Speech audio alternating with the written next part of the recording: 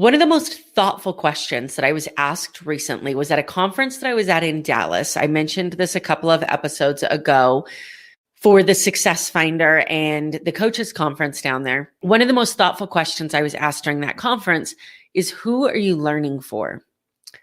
And I thought, what does that mean? Who are you learning for?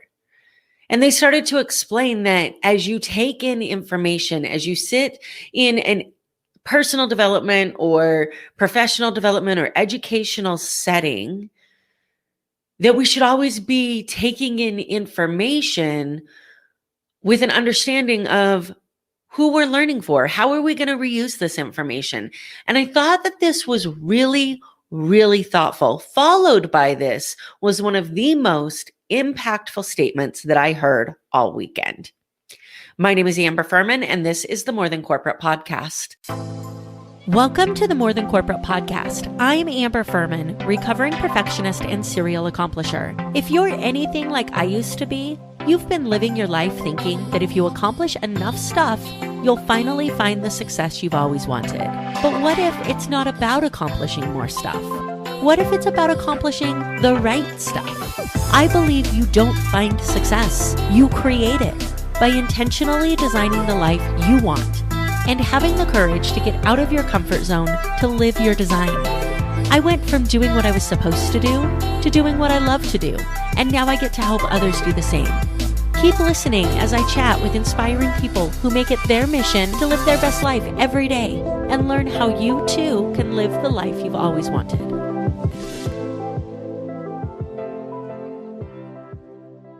Before we jump into this episode is brought to you by Success Development Solutions and the Design Your Life Book Club. I personally believe that your level of success rarely exceeds your level of personal development. I think it was Jim Rohn that said that first. You grow into the person who can have the success that you want to have. And you do that by expanding your perception of what's possible. I've created an environment for us to explore books and resources together as a group, connect you not only with other people who can share their perception, which allows you to expand yours and see the world in a way that you never thought possible, but I also connect you to the authors. Let's be able to ask the questions you've always wanted to ask when you read a book. I'm really excited for this, and I'm excited to have you be a part of it. So if you are ready to finally have the success you've always wanted and you don't know where to start to make that happen, go ahead and click the Calendly link below and let's have a conversation. With that being said, let's jump into this question of, who are you learning for? All right, so I'm sitting in Dallas. I'm listening to this new group of people that I haven't really allowed myself to get to know yet. It's not a group of people that I've been around. It's the first day of the conference. And so I'm getting different information and different ways of saying things and different perspectives of the world than I've gotten at past conferences, and I'm loving it. And the speaker comes up and starts talking and says, I want you to be able to answer the question, who are you learning for? And I thought, what does that mean? Who am I learning for? I don't understand. And he says, if the answer to that is you, I'm learning for you, then you're going to have a really lonely and miserable life. We all learn for the purposes of using that information for a purpose. And the purpose under which you intend to use that information guides the way that you take it in. When you're listening to it, are you listening to it with the intention of sharing that back? Are you taking it in saying, okay, if I was going to share this, how would I share it back to my people? How can this apply to my business? How can it apply to my retreats, to my mastermind, to my book club, to my coaching? How can it apply to your business? When we take in information and we do it with this overreaching umbrella of, I'll figure out where this fits later, this is just like that I'll know it when I see it mentality that we talk about. You never fit it in its boxes later, or if you do, it takes a long time to get it there because it's in that filter, that part of your brain that's being filtered out, right? If you have an intention with it, all of a sudden everything changes. So who are you learning for? When you're listening to this podcast, when you're at a conference, Are you listening because you want to be able to help your kids? Are you listening because you want to be able to be a better leader for your employees? Are you listening because you want to be able to take the content, make it your own, and bring it into whatever programs you're creating? Are you listening because you want to be able to create a bigger personal growth within yourself for the purposes of impacting the world in a specific way? What do you want to get out of each moment that you spend listening to not only this podcast, but also conferences that you go to, hell, movies that you watch, songs that you listen to? What's the purpose of each one of those activities? This is what it looks like when you start to live your life intentionally, right? Along with this comes, what do you want to get out of the things that you are spending your time on? This was another really important question that this person asked, that the speaker asked, because we can go to a conference and we can sit there for 3 days and we can take an entire notebook of notes. And then we get completely overwhelmed and we get home and there's all these things we want to implement and we don't know where to start. So when you're delving into a program, when you're listening to a podcast, going to a conference, delving into any type of program, paid or otherwise, you're still investing resources in that. And in order to make the most use of those resources, you should have a clear idea of what it is you want to get out of the conference. What is it that you want to get out of the investment that you're making? Pick 1, 2, maybe 3 things that if you were to hear them or accomplish them, if you were to meet that person, that would make the investment a success. Focus, when you hear something, focus on if that's something that you want to implement, 1 or 2 things that you want to implement. And then still take the notes and still take the rest with you. But you have to have this game plan for who you're learning for, what you intend to do with the information, and what would make the event or the investment a success. This doesn't just apply when you fly across to a different state to attend a conference. This applies when you invest 2 hours of your day in an online webinar. You invest 15 minutes of your day listening to this podcast. You invest an hour of your day at a networking event. When you go to a networking event, what's the purpose of going? Who do you need to meet?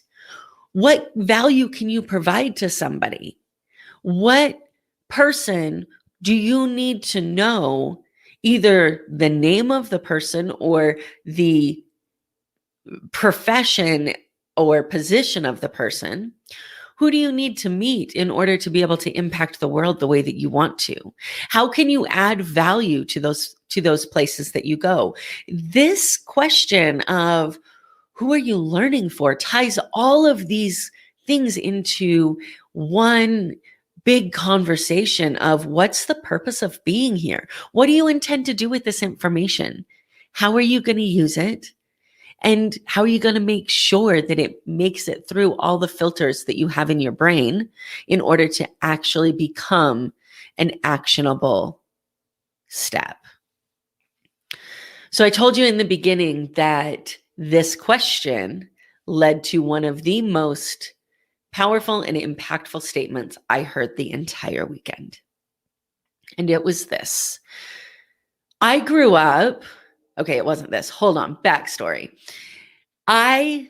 In the personal development world, as I've delved into this, I've always heard of the learn, do, teach model, right? You learn it and then you do it and then you teach it.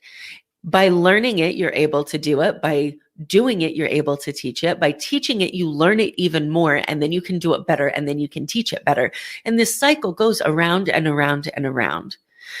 And I thought this was really interesting for me because in case you haven't guessed, and I'm sure there's some people out there who can totally relate to me, I like to have things perfect before I act on them, and that's just not a possibility. Perfect doesn't exist. So if you wait until it's perfect, or if you wait until it feels good enough, or if you wait until you think you've got it down, then the world is going to be deprived of everything that you have to share with it. So this learn, do, teach model was a way for me to get past that perfectionism, to start to become that recovering perfectionist that I talk about in the intro, instead of the person who says, oh, I can't start yet. I don't know it well enough. Who am I? Somebody else knows it better. Why would anybody listen to me? Have you ever said these things to yourself? Because I used to say them every single day. Sometimes I still do, but it gets silenced pretty quickly now. So here's the way at this conference that this learn, do, teach model was said in another way that kind of blew my mind. And it was learn to teach, teach to know to share, and share with passion. And I thought, holy cow, like that whole sharing and sharing with passion is what we all do, right? There's a reason that we are in every single profession that we're in. And it is to be able to share our knowledge, our gifts, our purpose with others, to be able to impact others by sharing what we know and do. And when we do that passionately, we allow other people to step into this excitement that we create. We allow others to step into what they want to share with passion. And I was really taken back by that. Learn to teach, teach to know to share, and share with passion. Man, that to me was my takeaway from this event. It was one of the big takeaways. So when I talked earlier in this episode about thinking about what it is that you could implement from this event that would completely transform or elevate what you're doing, that would cause you to have increased success if you execute it well, that would allow you to continue to grow in a way that allows you to share your products and services or your information on a wider scale. It was these two things. Who are you learning for? And learn to teach, teach to know to share, and share with passion. I'd love to know what your thoughts are on those. When you hear those words, what do you think? What comes to your mind, and how do you think that those apply to what you're doing?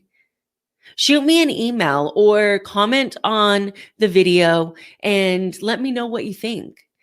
Always remember that you have the ability to design the life you've always wanted, and you owe it to yourself to get out of your comfort zone and live it with passion.